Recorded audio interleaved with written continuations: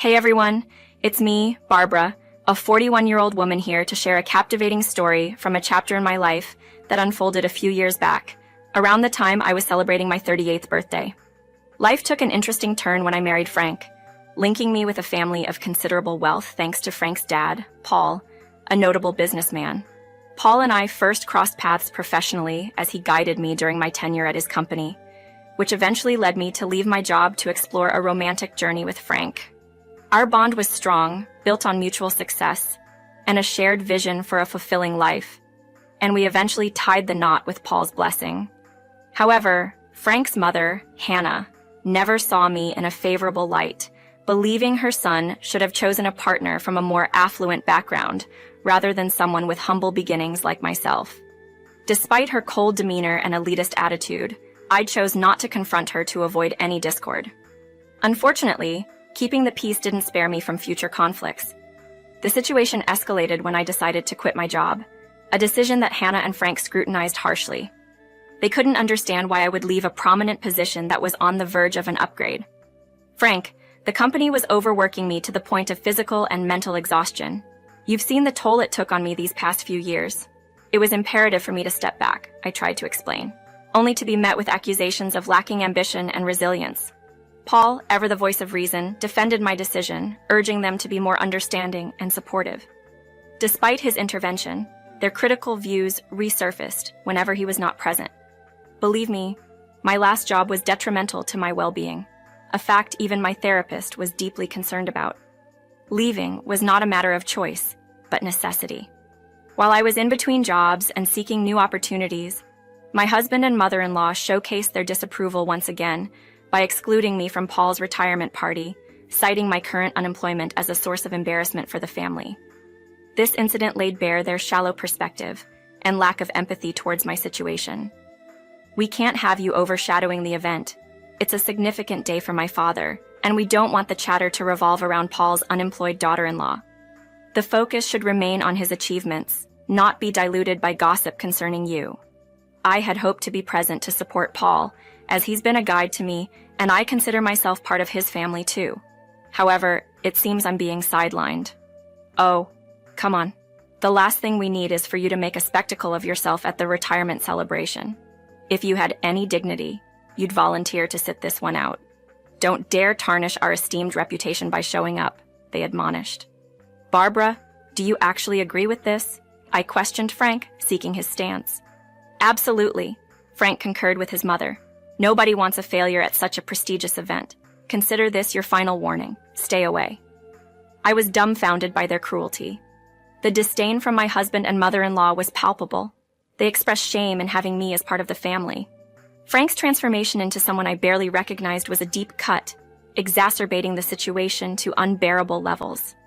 That night, I wept uncontrollably, feeling utterly devalued and isolated, with Frank offering no solace, choosing sleep over consoling his devastated wife. My mental well-being, already fragile, was pushed to the brink. It was a night steeped in despair, one of the darkest periods of my existence. Paul remained unaware of Frank and Hannah's chemistry, as I refrained from steering any discord, especially not wanting to mar his celebratory occasion with familial tensions. Although Paul sensed something amiss, he didn't pry. However, a few days later, Paul seized a quiet moment to discuss the matter, away from the distractions of television and social gatherings. Barbara, there's something we need to address, he initiated, revealing his awareness of my exclusion from his retirement party, thanks to an observant assistant. His inquiry into who decided to leave me out hinted at his suspicion of Hannah's involvement. Paul's demeanor was one of solemnity, a reflection of his seasoned experience in navigating the demanding business world. His acute perceptiveness and comprehensive awareness of his surroundings were traits that commanded respect, often instilling a sense of apprehension in both Hannah and Frank. Despite his intimidating reputation, Paul maintained a surprisingly harmonious relationship with his family, showcasing a complex dynamic within our household. Paul has always expressed admiration for my dedication and hard work, which has given me a sense of security in his presence rather than fear. My respect for him, coupled with his open-minded nature and almost certain discovery of the truth, prompted me to be honest about my situation. After experiencing such harsh treatment from Frank and Hannah, I felt no need to shield them from the consequences of their actions. When I disclosed that, it was both Frank and Hannah who wished to exclude me from the party, Paul inquired about their justification for such a decision, finding it peculiar to consider a family gathering without his daughter-in-law. I explained that their reasoning was tied to my current unemployment. They were embarrassed at the prospect of explaining my jobless status to others, fearing it would reflect poorly on the family. This mindset stemmed from their disdain when I chose to leave my previous job, viewing unemployment as a mark of failure and dependency. Paul appeared surprised by this revelation, mirroring the disbelief I initially felt upon hearing their bizarre rationale. Frank and Hannah's elitist attitude and derogatory views on those without employment were already known to me, as they had directly labeled me as a loser and a freeloader. Paul remembered their earlier objection to my resignation and expressed his dismay at their continued elitism, particularly noting how out of character this was for Frank, who had grown increasingly arrogant and materialistic over time. He lamented over where he might have gone wrong with Frank, to which I responded that it wasn't necessarily Paul's fault. Frank's transformation could be attributed to his constant association with similarly minded individuals and his penchant for ostentation, suggesting a deep-seated need to maintain a facade of success and superiority. Paul's observations hit me with a harsh dose of reality. For years, I had noticed Frank drifting further into an unsettling pattern of behavior, his sense of entitlement growing increasingly intolerable. Despite my efforts to expand his worldview and challenge his prejudiced perspectives, he remained unyieldingly arrogant, a trait seemingly nurtured by his mother's approval. Following my departure from a taxing job, Frank's demeanor shifted drastically, his once respectful treatment of me devolving to outright disdain, as if I were insignificant. Paul's blunt question about my satisfaction with my marriage forced me to confront the truth I had been avoiding. My relationship with Frank was far from what I had envisioned for myself.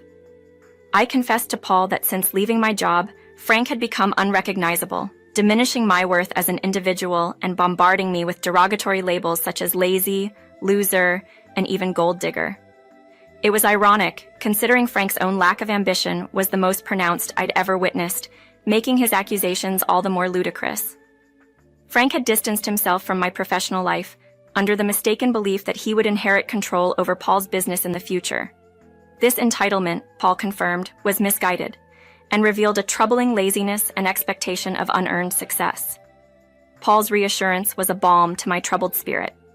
He denounced Frank as undeserving of a diligent and committed partner like me. His support for my decision to leave a toxic workplace was grounded in his recognition of their exploitation of my talents. Paul hinted at having significant plans for my future, ones that Frank was oblivious to. The stark reality of Frank's behavior, paired with Paul's insight, led me to contemplate separation. Paul's role as a mentor and father figure in my life lent weight to his advice, making me seriously consider the need for a drastic change in my situation. Facing the unrelenting disrespect from Frank and Hannah became unbearable. Their behavior aimed to humiliate and belittle me, starkly contrasted with the self-reliance and independence I've always cherished. The more I dwelled on Frank's actions, the clearer it became that staying in such a toxic environment was out of the question.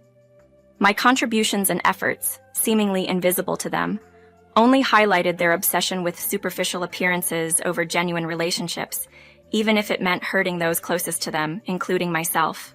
Paul's reaction mirrored my sentiments, offering a comforting yet stark acknowledgement of the situation. "The choice is yours, Barbara," he said, expressing a mix of disappointment and hope that having a strong partner like me might have encouraged Frank to shed his entitlement for ambition. However, Frank's consistent failure to rise to the occasion left Paul ready to support my decision to prioritize my well-being. Paul's encouragement was a beacon of support, affirming my feelings and aspirations. His words, "You are like a daughter to me, Barbara. Your future is bright, and I have no doubts about that," provided a much-needed reassurance of my worth and potential. Despite my appreciation for Paul's upcoming retirement celebration and the efforts Frank and Hannah had invested in its planning, their explicit exclusion of me had initially led me to accept my absence from the event, albeit with a heavy heart. Paul's mentorship and support had been instrumental in my life, and missing such a milestone in his life felt deeply disappointing.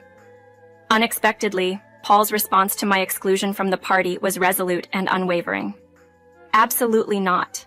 You're attending my retirement party, Barbara. Consider this a personal invitation from me. My assistant will send you the details. Don't worry about Frank and Hannah's reaction," he insisted, disregarding their preferences outright. His determination to have me attend as his guest of honor, asserting my inclusion as part of the family despite their objections, was both surprising and heartwarming. Paul's stance was clear: family bonds transcend the superficial divisions Frank and Hannah sought to enforce, ensuring that I would not only attend the celebration, but do so with the honor and respect I deserved. Paul hinted at a surprise that could turn the tables at his retirement party, suggesting I might find a way to outshine Frank and Hannah's unkindness without any direct confrontation. His laughter, though mysterious, reassured me of his support. Having always regarded Paul as a paternal figure, his disapproval of his son and wife's actions bolstered my trust in him, igniting a spark of curiosity about his plans for some form of retribution. In the weeks leading up to the celebration, Paul advised me to pause my job hunt, which raised my eyebrows yet again. However, trusting his judgment, I decided to embrace a period of rest, especially after enduring a challenging work environment for so long. This decision, predictably, became another point of contention with Frank and Hannah. They accused me of enjoying a carefree life at their expense, to which I responded with a reminder of my financial independence and the necessity of a mental health break.